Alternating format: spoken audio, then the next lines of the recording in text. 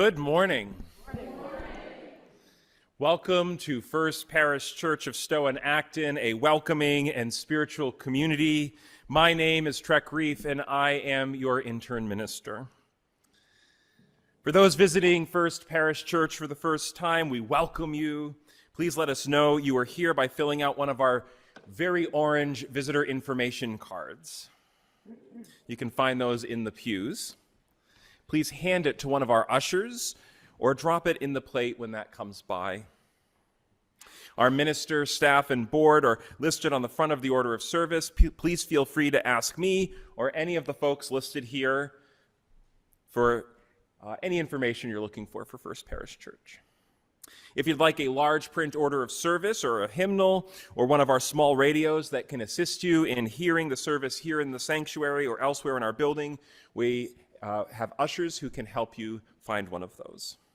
Nursery care is available during the service. Children in kindergarten through 8th grade usually attend the first part of the service and then leave for classes. However, today is an intergenerational service. Once a month, we have Children's Chapel where children begin their time in the vestry.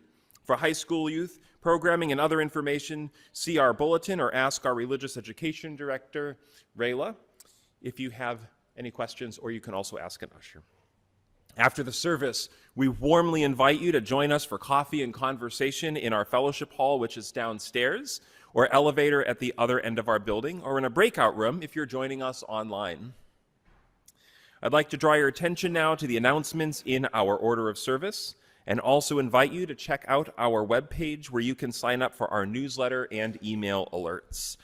You'll notice that some of our folks, I believe, are at Maynard Pride today, for example. So now, let us come together for a time of community, singing, and worship. As I invite the choir up for our Introit, I wanted to introduce it very briefly. We're very privileged and lucky today to have Kathryn Denney, friend of the congregation, composer, and musical theater director extraordinaire here with us. And so I want to invite Kathryn to say a few words about our Introit.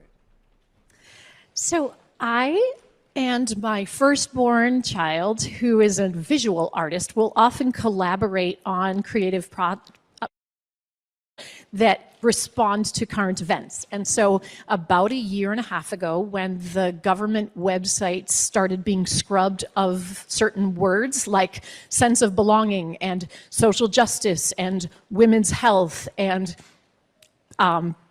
gathering and LGBT, my child made a beautiful piece of artwork that I then took. They wrote, "We will not be erased." And I said, I think I could write a piece of music that has that same energy. Thanks so much, Kathryn. And thanks so much for Kathryn for singing with the choir today.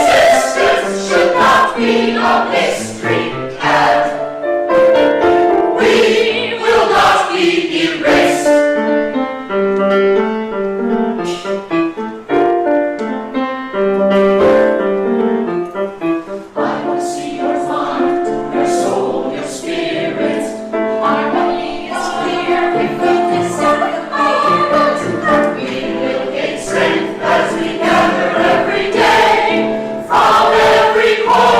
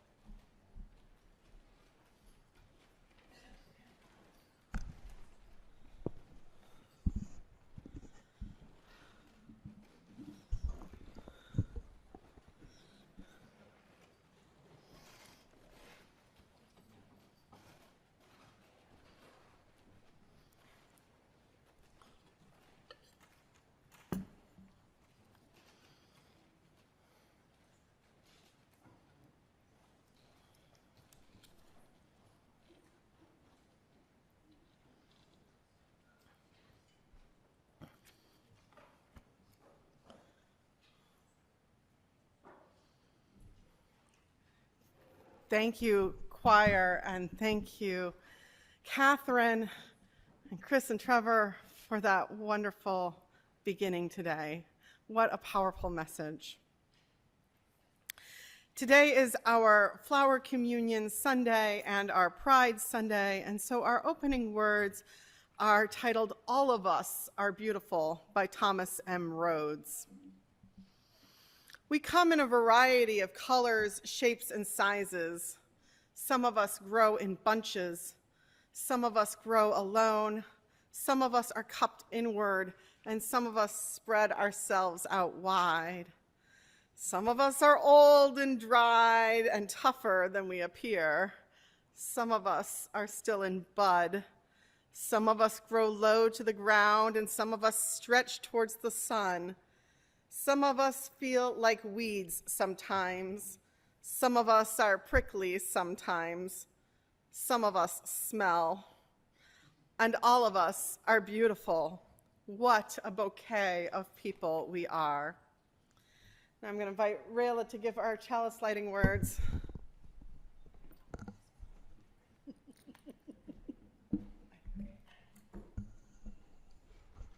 And Trek to light our chalice. Our chalice lighting words are from Jennifer McLaughlin. As the first hint of green begins to peek through the barren ground, as that little sprig grows into an healthy stem, as that stem grows into a stalk and forms a bud, as that bud slowly opens with each new day to form a yellow daffodil, let us be like the first hint of green, renewed by the warmth of the sun's rays, and ready to emerge with a new energy, ready to face the day. We light this chalice to bring a glimmer of that warmth into our space. And now, if you'd rise in body or spirit for hymn number 78, Color and Fragrance.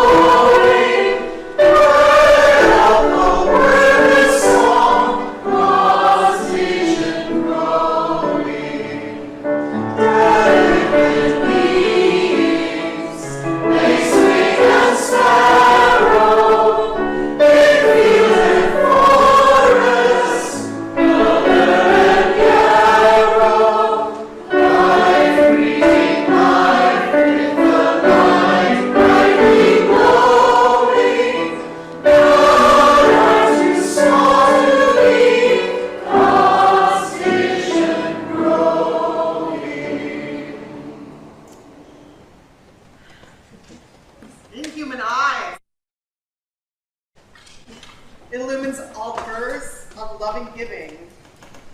Greeting we meet, seeing light brightly glowing. Share in a greater life, God's vision growing. Let's sing verse 6.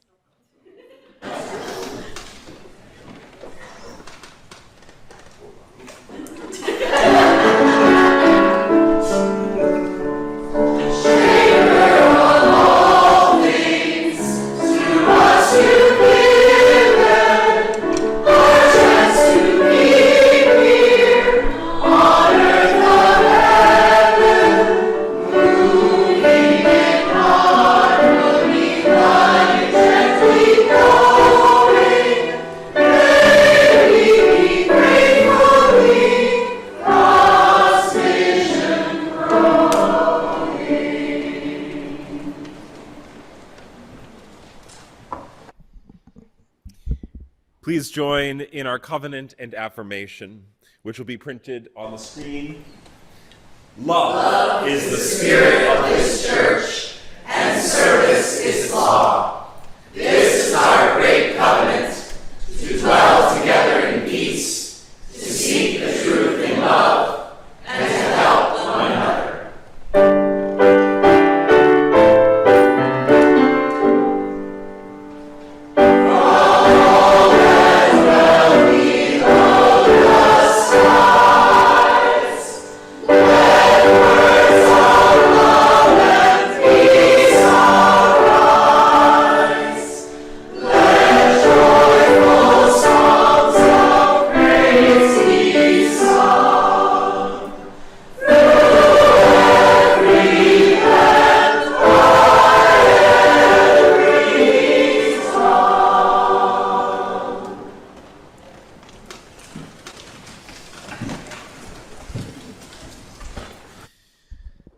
Here at First Parish Church, we acknowledge that we are on the unceded territories of the Massachusetts, Nipmuc, Pawtucket, and Wampanoag peoples, as well as honoring and recognizing the Black and African people whose unpaid and forced labor built this country and our Commonwealth. We celebrate and work in solidarity with Black, Indigenous, and people of color organizations leading the movement for our collective liberation, in line with our Unitarian Universalist values.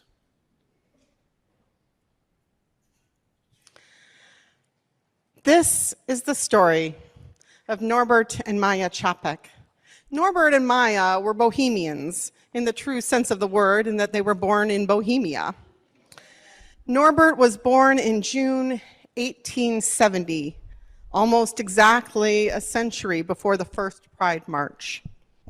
He was born to a Catholic family, but he found problems with those beliefs and then left and became a Baptist minister, but began to have issues with that too, to the point where they they tried him for heresy multiple times, or at least twice. Maja Čapek was also born in Bohemia, but she left there and came to the US at 19, where she worked at the New York Public Library and studied at Columbia University. It was there in New York, in that expat community, that she met Norbert. And they got married, and Norbert was leaving that Baptist ministry after being declared or being tried as a heretic. And so they decided to have their children visit different church Sunday schools to see which ones the children liked best, and then they would go to that one. Well, turns out the children liked the Unitarian Church's RE program best, because our RE programs are the landmark best thing out there. And this is the story of Marsha P. Johnson and Sylvia Rivera, who also met in New York City. Marsha P. Johnson was born in Elizabeth, New Jersey, moved to New York City as a teenager, and became a beloved presence in Greenwich Village, known for her flower crowns, performance, humor, and fierce public visibility.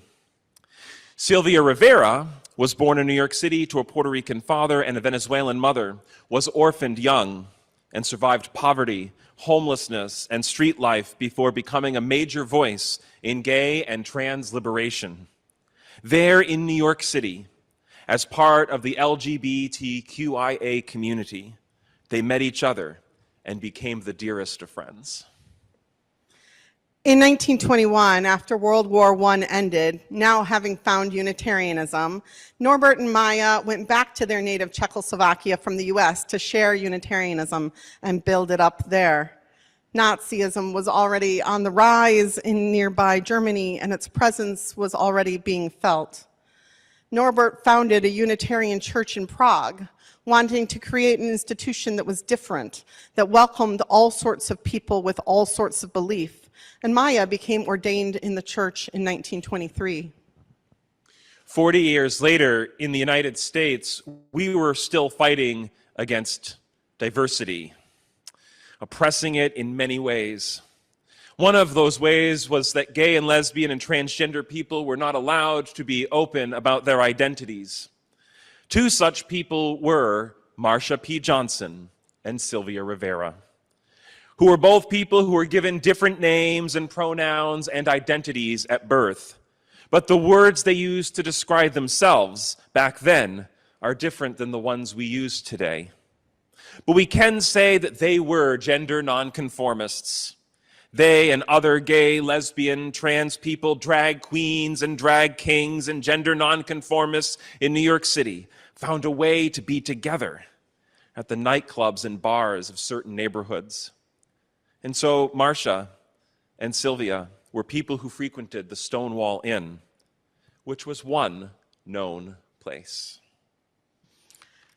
Norbert Čapek knew that communion was no longer meaningful to his people, but he wanted to create a ritual that would be meaningful for people of all sorts of different theologies and would make church feel more spiritual for people who didn't find themselves at home in traditional Christian churches, and a ritual that would celebrate the diversity of their church.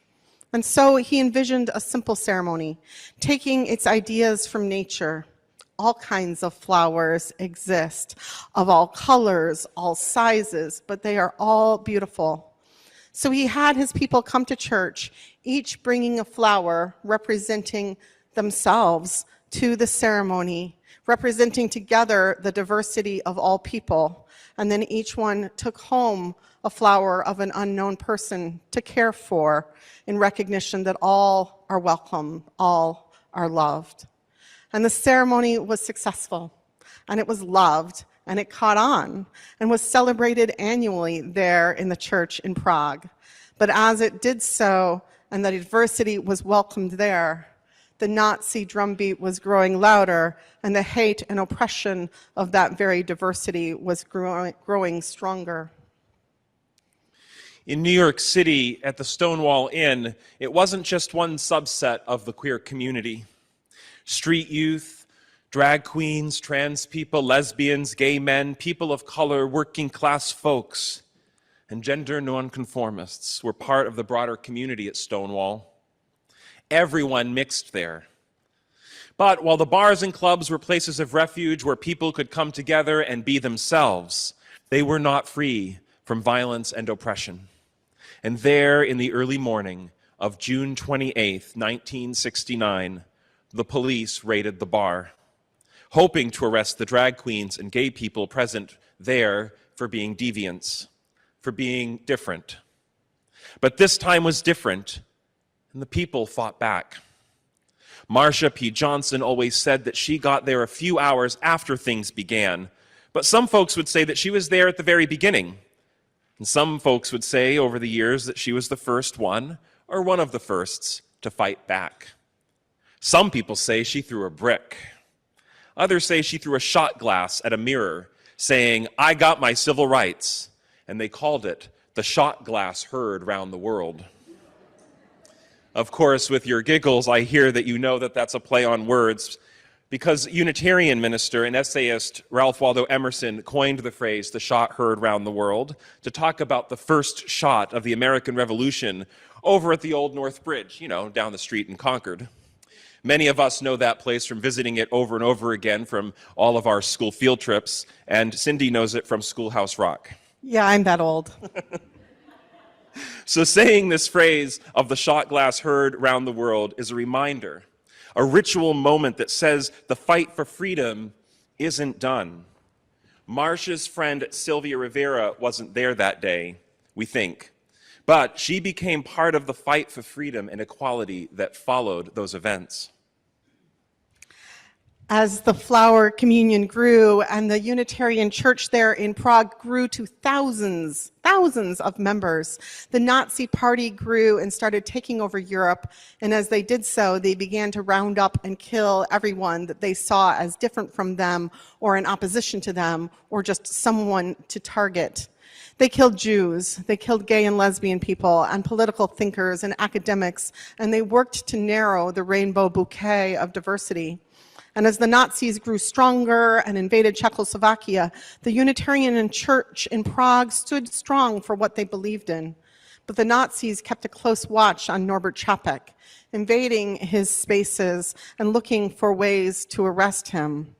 The flower the flower ceremony, he didn't call it the communion, we do, but the flower ceremony continued because while it was obvious to the church members what the rainbow bouquet stood for, it was not as obvious to the Nazis who just saw a bunch of flowers. How sad. Yeah. After the Stonewall Uprising, it was only a year later that to remember it and to keep the fight for equality for LGBTQ people going, they held the first Pride March on June 28th, 1970, taking the message to the streets to proclaim equality and freedom. It was a liberation march. This matters because this was about freedom from criminalization, shame, police violence, and forced invisibility. It wasn't called Pride yet because we were still fighting for our equality. It was the Christopher Street Liberation Day March. It's important to know that in the beginning, we were still working within the movement itself for equality for all and broadening the rainbow of diversity. Sylvia Rivera was famously pushed out and shouted down by parts of the gay and lesbian movement, including at the 1973 Christopher Street Liberation Day rally, where she condemned the movement for ignoring incarcerated queer people, incarcerated trans people, poor people, and the street queens. Johnson and Rivera kept insisting that liberation had to include trans people, drag queens, sex workers, incarcerated people, poor people, homeless youth, and later, people living with HIV/AIDS. Not only those easiest for mainstream America to accept. As the Nazi powers grew in Europe, Maja Čapek fled back to America while Norbert stayed in Czechoslovakia. She came over here to spread the word about what was happening there.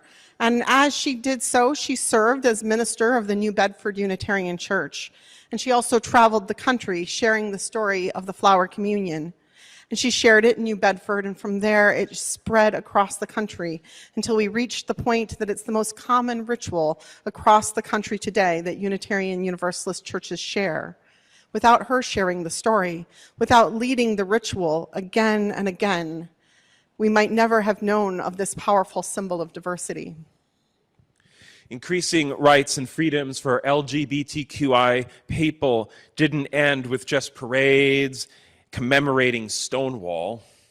And Sylvia and Marsha kept working, turning compassion and commitment into action. Around 1970, Johnson and Rivera helped found the Street Transvestite Action Revolutionaries, or STAR, one of the earliest organizations led by trans and gender nonconforming people for trans and gender nonconforming people. Star House provided shelter, food, clothing, and community for homeless, queer, and trans youth. Sylvia Rivera later said, "We fed people and clothed people. We kept the building going." Star is part of what we remember by blessing with glitter today. That you are star dust, connected through this blessing to the revolutionary acts of the first fighters for LGBTQ freedom. The Nazis would eventually invade Norbert Čapek's home one day while he was listening to a foreign broadcast. And for that, they would arrest him and try him and send him to Dachau, where he would die, where Trek's grandmother would later be liberated from. But Čapek's name and story lived on. And even more importantly, the message of the love and diversity and the rainbow of flowers of humanity was carried on, brought to this church by his follower, Don Kafka. Don Kafka came here in the same year that this church voted to merge with, the First Parish Church of Stowe voted to merge with the Universalists of Acton. And he brought the tradition to us. Kafka imagined a story of Čapek sharing the flower communion there in the concentration camps, and the location of the most hate and death and violence, and that even there he would spread the message of love and diversity. Today, threats against the LGBTQ community are strong in the United States of America. and they are a sign that everything that Maja and Norbert, Sylvia and Marsha stood for are under attack. In 2016, President Barack Obama declared the site of the Stonewall Inn to be a national park with a national monument to LGBTQIA people and justice. In 2025, references to transgender people were removed on purpose from the Stonewall National Monument web materials and the physical site itself. Trans and gender nonconforming people were part of the broader Stonewall story, and their erasure is on purpose. We know that this is just one step in a larger pattern of erasure that mirrors the very physical erasure of the Nazis in the time of Čapek. In February 2026, the pride flag was removed from the Stonewall National Monument under federal flag guidance. But groups created back in the early days of the Stonewall Uprising and groups created in the decades since fought back. Lambda Legal filed suit against this, and just last month, the government had to agree to restore the pride flag and keep it flying at the site. Yeah. But this hasn't stopped their work to roll us back to the days of the Stonewall Uprising, including anti-trans governmental actions that were taken just this week. And so the struggles that Sylvia and Marsha fought for on all our behalves are still ours to take up and carry on. Norbert and Maja taught us that every person belongs in the bouquet, that diversity is sacred. Marsha and Sylvia taught us that every person belongs in the movement, that liberation must be universal. They gave us a ritual to pass on. They gave us a challenge to live into. May we be a community where all flowers are part of the bouquet. Where we know all people, like all flowers, are beautiful. All are holy and sacred. Where all are protected and all are safe. Where all people are welcome. All are part of the beautiful rainbow bouquet of humanity. Where we all sparkle and shine like the stars we are from. Where all are loved. Amen.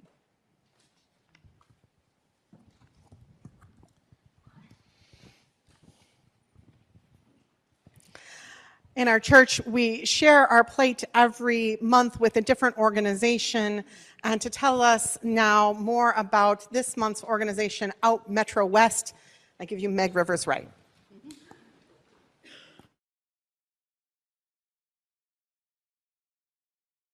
Good morning. Kim and Karen Kinnear are our liaisons for Out Metro West, and they're away this weekend. So I'm stepping in for them to tell you all about Out Metro West,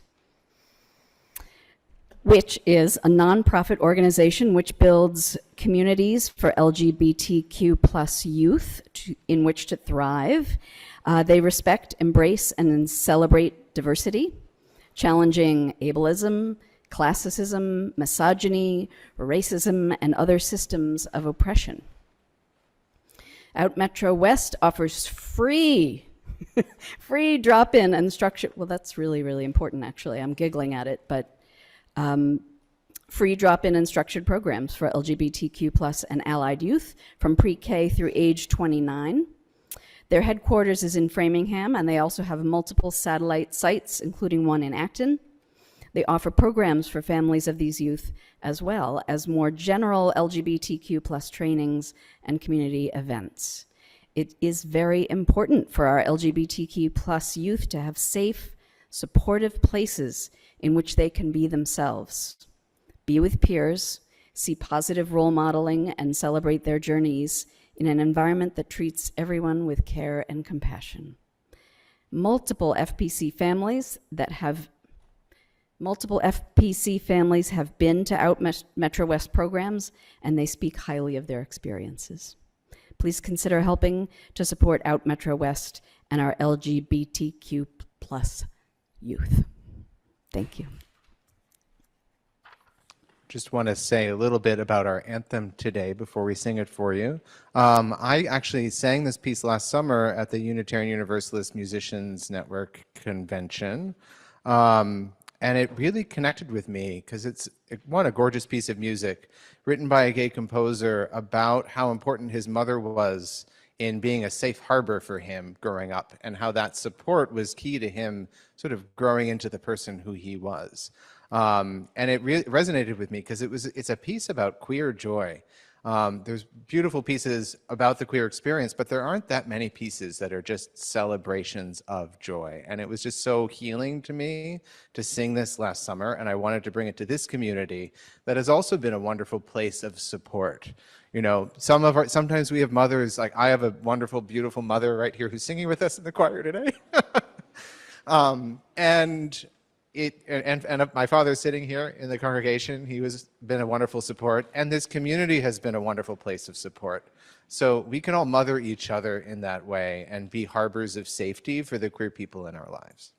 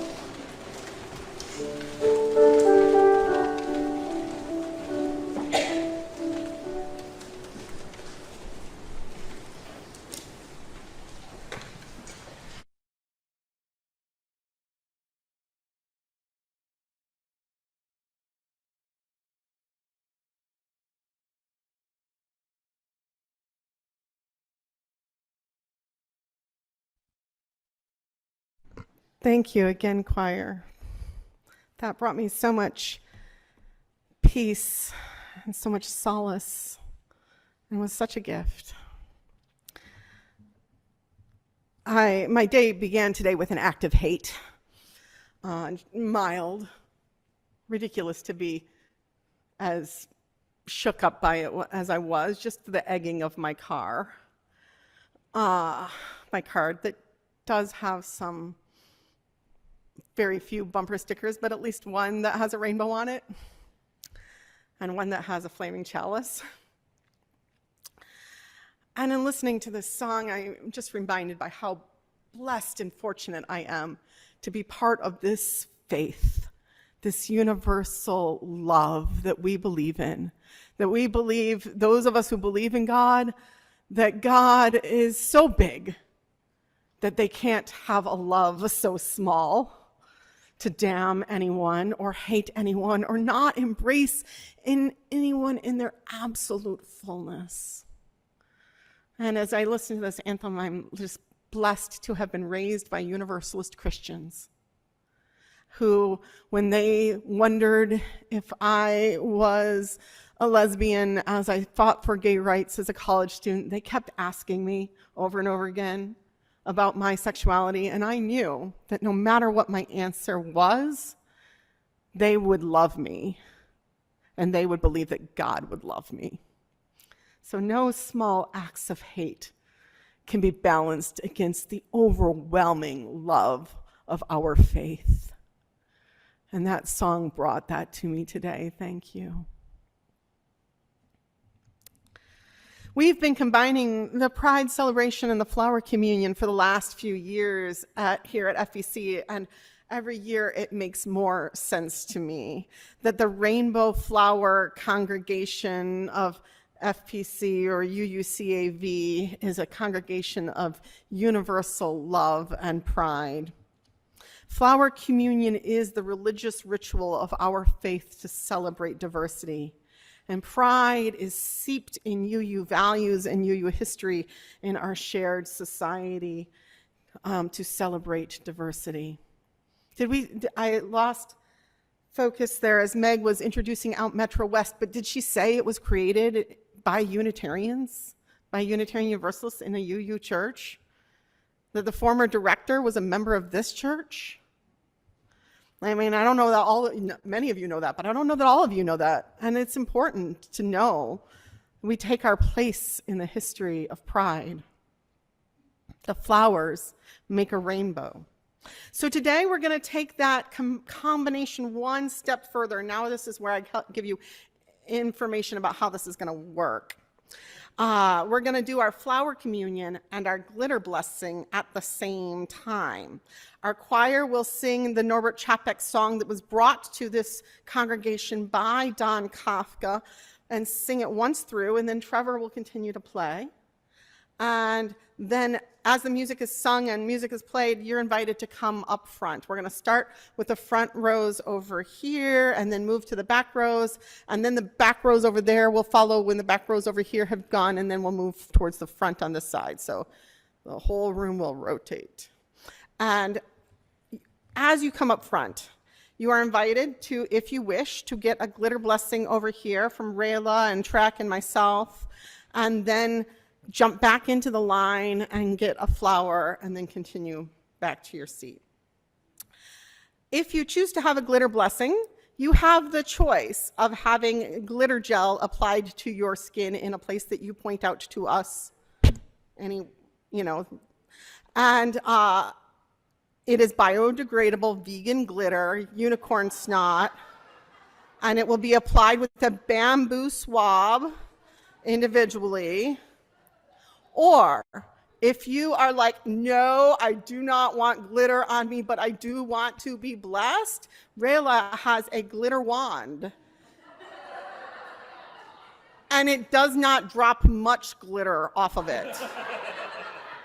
And she can wave it around you. Rayla can wave it around you. So if you come forward, or if you cannot come forward and would like blessings and flowers brought to you, raise your hand. Do that near the end of the ceremony so that you're not holding it up a long time. So as we get towards the front rows, raise your hand and we'll come and bless you and bring you flowers and glitter as well. And with that, we will now bless the flowers and bless the glitter.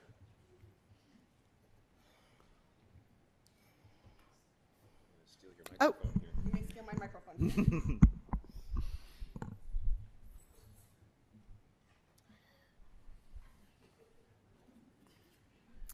I would like to invite you to, if you're feeling comfortable doing so, to put your hands up toward the flowers as we'll bless them together. In the name of what is holy, in the name of what is good, in the name of that which gives life, we have gathered here in this place today. We have been given life to live under the aspect of eternity. For that is the source of happiness, to work on ourselves and bring happiness into our lives, to be as valid as possible to others with whom we are connected by invisible relationships. You, the flowers, remind us of the wonderful simplicity of the natural order, and that we too are a part of it. You remind us of the beauty and harmony of diversity. You remind us that one can feel and perceive and live unity in diversity, and diversity in unity. Let the spirit of creative life unite us as it reigns among us. The words of Norbert Čapek. As translated by the Reverend Dr. Peter Samoyski, who when he was here at FPC, the year of the 100th anniversary of the Flower Communion. And now, hands to bless the glitter. And you, the glitter, remind us of the sparkle of the universe and how we are all stardust, awash with diamonds in the beauty of the universe.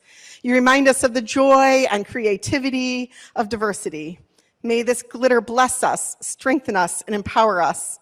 And may the blessings of this day continue on until all the earth is awash in the power of this simple declaration. All are holy, all are loved.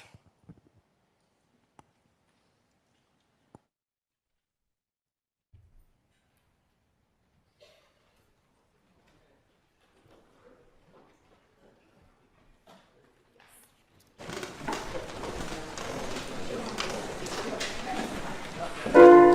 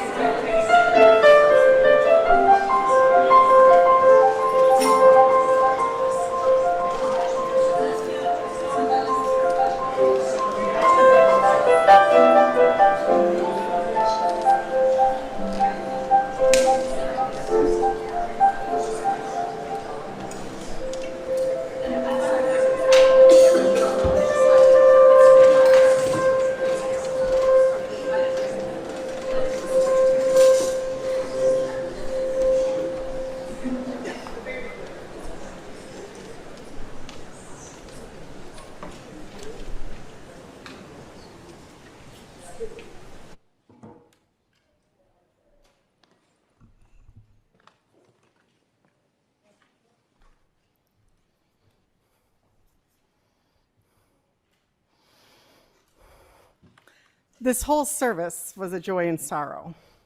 But if you have a milestone moment that you are carrying with you and you want to lay down here in the arms of beloved community, we invite you to raise your hand and a microphone will be brought to you as we drop a stone into water.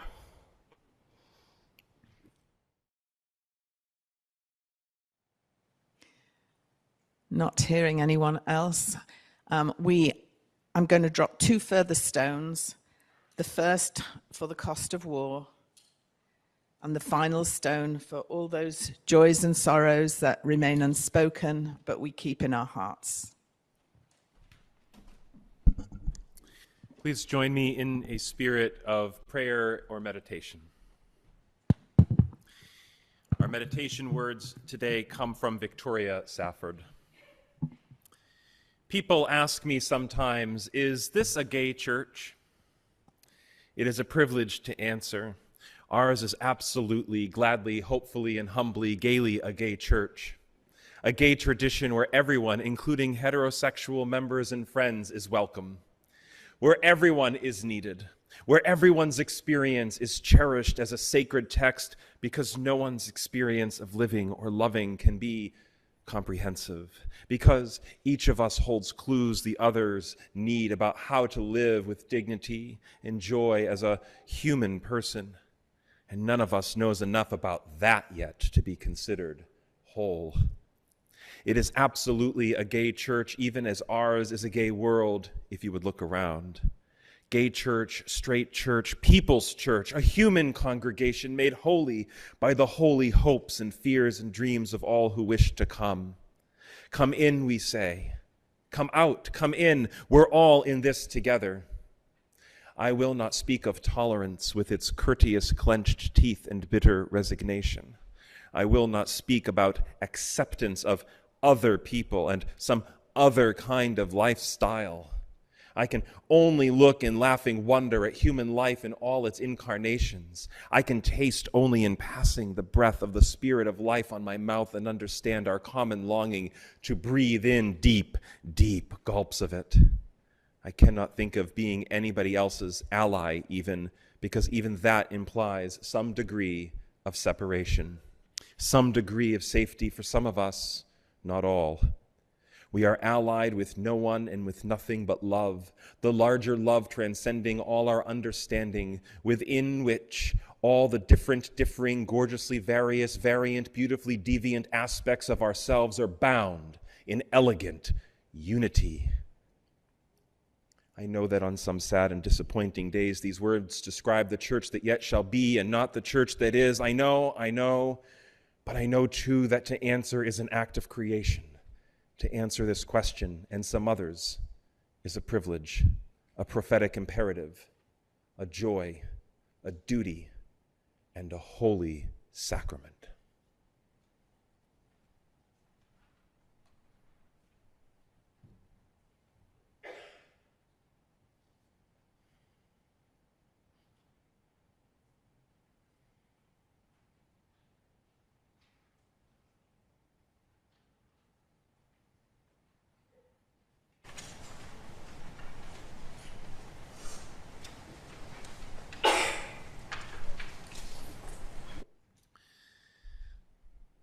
Please rise in body or in spirit as we sing together that most beautiful spiritual from Kermit, the Rainbow Connection.